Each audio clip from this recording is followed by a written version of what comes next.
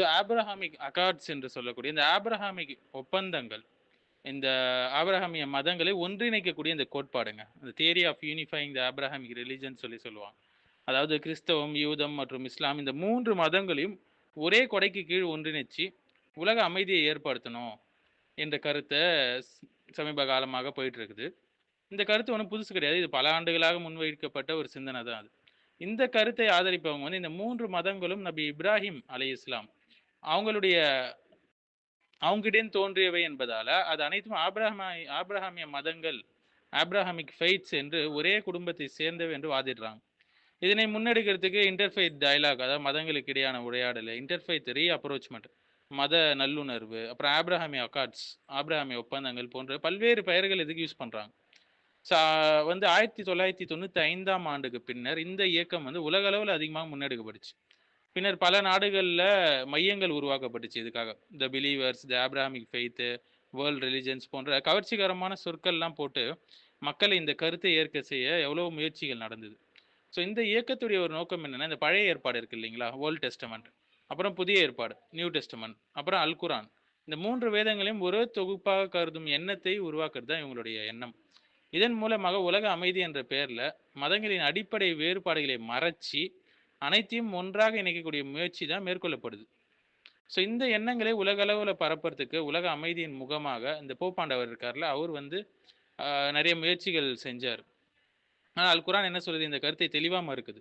இப்ராஹிம் நபி யூதராகவும் இல்லை, கிறிஸ்தவராகவும் இல்லை, மாறாக அவர் தூய ஏகத்துவத்தை பின்பற்றிய ஹனீஃபன் முஸ்லிமன், முஸ்லீமாக இருந்தார். இணை வைப்பவர்கள் ஒருவராக அவர் இருக்கலன்னு சொல்லுது. ஸோ ஆல் இம்ரானுடைய 67வது ஆயத். ஸோ இந்த ஒரு வசனமே ஆபிரகாமிய மதங்கள் என்ற பெயரில் இந்த இஸ்லாம், யூதம், கிறிஸ்தவம் இது எல்லாத்தையும் ஒரே மத குடும்பமாக கருதும் சிந்தனைக்கு இஸ்லாமில் ஆதாரம் கிடையாது என்பதை விளக்குதுங்க. இதுவே போதுமான ஆதாரம். ஸோ வந்து இந்த கோட்பாட்டை ஏற்றுக்கொள்ளக்கூடிய முஸ்லீம், கிறிஸ்தவம் மற்றும் யூத மதங்களில் உள்ள தவறான கொள்கைகளை விமர்சிக்க தயங்குவாங்க இதை ஏற்றுக்கிட்டவங்க. ஏன்னா எல்லாம் ஒன்றுன்னு சொல்லிட்டாங்கல்ல. மேலும் யூதர்களும் கிறிஸ்தவர்களும் ஈமானில் தமது சகோதரர்கள் என்ற எண்ணத்திற்கு சென்றுட்டு இஸ்லாமிய எல்லைகளையும் வேறுபாடுகளையும் மங்க செய்யும் அபாயம் நிறைய ஏற்படும் இதனால.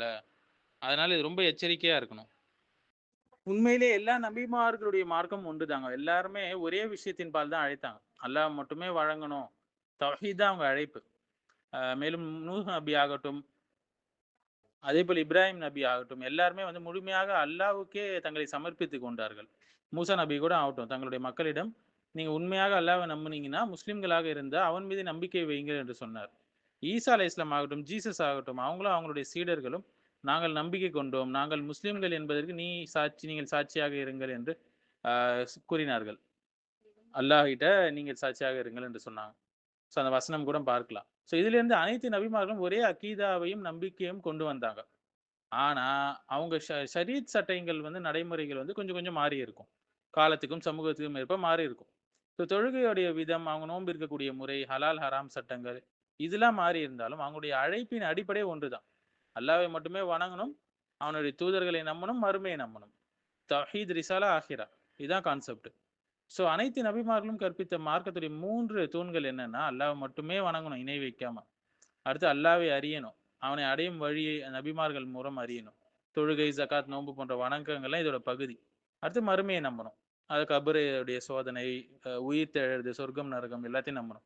இதனால் நபி ஸல்லல்லாஹு அலைஹி வஸல்லம் சொன்னாங்க, நபிமார்கள் அனைவரும் தந்தை வழி சகோதரர்கள் போல. அவங்களுடைய தாய்மார்கள் வேறுபட்டவர்கள், ஆனால் அவங்களுடைய மார்க்கம் ஒன்றுதான் சொல்லி சொன்னாங்க. சஹீஹ் புகாரியில் வரக்கூடிய ஹதீஸ். ஸோ மேலும் அல்லாஹ் சூரத்து ஷுஆராலையும் நூஹ், இப்ராஹிம், மூசா, ஈசா மற்றும் முகமது ஸல்லல்லாஹு அலைஹி வஸல்லம் ஆகிய அனைவருக்கும் ஒரே மார்க்கத்தையே விதித்ததாகவும் அதில் பிளவுபட வேண்டாம் என்றும். ஏன் இப்ராஹிம் நபி மட்டும் எல்லா நபிமார்களுடைய தந்தை என்று குறிப்பிடப்படுறாருன்னா, அனைத்து நபிமார்களும் இஸ்லாமே போதித்திருந்தாலும் இப்ராஹிம் நபி அவர்களுக்கு ஏன் இந்த சிறப்பு வழங்கப்படுதுன்னா 3 காரணங்கள் இருக்குங்க. முதல் காரணம், இப்ராஹிம் நபி தூய ஏகத்துவத்தை முழுமையாக நிலைநாட்டினாங்க. சிலை வணக்கத்தை, ஷிர்க் எல்லாத்தையும் எதிர்த்தாங்க. மேலும் அல்லாஹ்வுடைய ஒவ்வொரு சோதனையிலும் வெற்றி கண்டாங்க. உயர்ந்த அந்தஸ்தை அவங்களுக்கு அல்லாஹ் வழங்கினா அவங்களுடைய அல்லாஹ்வுடைய உற்ற நேசராக அவங்க அல்லாஹ் அவங்களே ஏற்றுக்கொண்டான், சலீலாக எடுத்துக்கொண்டான். ரெண்டாவது வந்து அல்லாஹ் நபித்துவத்தையும் இந்த வேதங்கள் எல்லாத்தையும் இப்ராஹிம் அலைஹிஸ்ஸலாமுடைய சந்ததியில தான் அமைச்சான். அவங்க பிள்ளைங்கள் வாரியா தான் நபிமார்கள் வந்தாங்க. அதனால தான் நபிமாருடைய தந்தை என்று அவங்க அழைக்கப்படுறாங்க. இஸ்மாயில் நபி அவங்களுடைய வழியாக தான் இறுதி நபித்துவம் முடிந்தது. முகமது ஸல்லல்லாஹு அலைஹி வஸல்லம் வந்தாங்க கடைசியா. இஸ்ஹாக் நபி மூலியமாக வந்தவங்க யாக்கூப், யூசுப், அய்யூப், மூசா, ஹாரூன், தாவூத், சுலைமான், ஜக்கரியா, யஹ்யா, ஈசா இவங்க எல்லாருமே. எனவே பெரும்பாலான நபிமார்கள் இப்ராஹிம் அலைஹிஸ்ஸலாம் வம்சத்திலிருந்து தான் வந்தாங்க. 3வது பாயிண்ட் என்னன்னா, யூதர்களும், கிறிஸ்தவர்களும் இப்ராஹிம் அவங்களுடைய தந்தை, தங்களுடைய மதத்தை சேர்ந்தவர் என்று கூறிய அந்த வாதத்தை அல்குர்ஆன் அல்லாஹ் மறுக்கிறான். இப்ராஹிம், இஸ்மாயில், இசாக் இவங்க எல்லாருமே யூதர்களாக கிறிஸ்தவ வந்தார்கள் என்று நீங்க சொல்றீங்களா? அல்லாஹ்வுக்கு தானே தெரிந்த விஷயம் அது எல்லாமே. எனவே இப்ராஹிம் அலைஹிஸ்ஸலாம் யூத மதத்தையோ, கிறிஸ்தவத்தையோ பின்பற்றியவர் கிடையாது. அல்லாஹ்வுக்கு முழுமையாக அடிபணிந்த ஒரு முஸ்லீமாக அவர் வாழ்ந்தார். ஆகவே அவரை பின்பற்றுவதாக கூறுபவர்கள் வந்து அவங்களுடைய தூய தௌஹீதையும், ஆ அல்லாஹ்வுக்கு அடிபணிவதையும் அவங்க பின்பற்றுறது இல்ல உண்மையாக யூத கிறிஸ்தவர்கள். ஸோ இஸ்லாம் என்ற சொல்லுடைய பொது பொருள் என்னன்னு பார்த்தீங்கன்னா, ஆமாக நபி ஸல்லல்லாஹு அலைஹி வஸல்லம் பிந்தைய அதன் சிறப்பு பொருளும் நம்ம பார்க்கணுங்க. 2த்தையும் ஆம், ஹாஸாக பார்க்கணும். இஸ்லாம் என்ற சொல்லுக்கு 2 பயன்பாடுகள் இருக்குங்க. ஒன்று பொதுவான பொருள், இன்னொன்னு சிறப்பான பொருள்.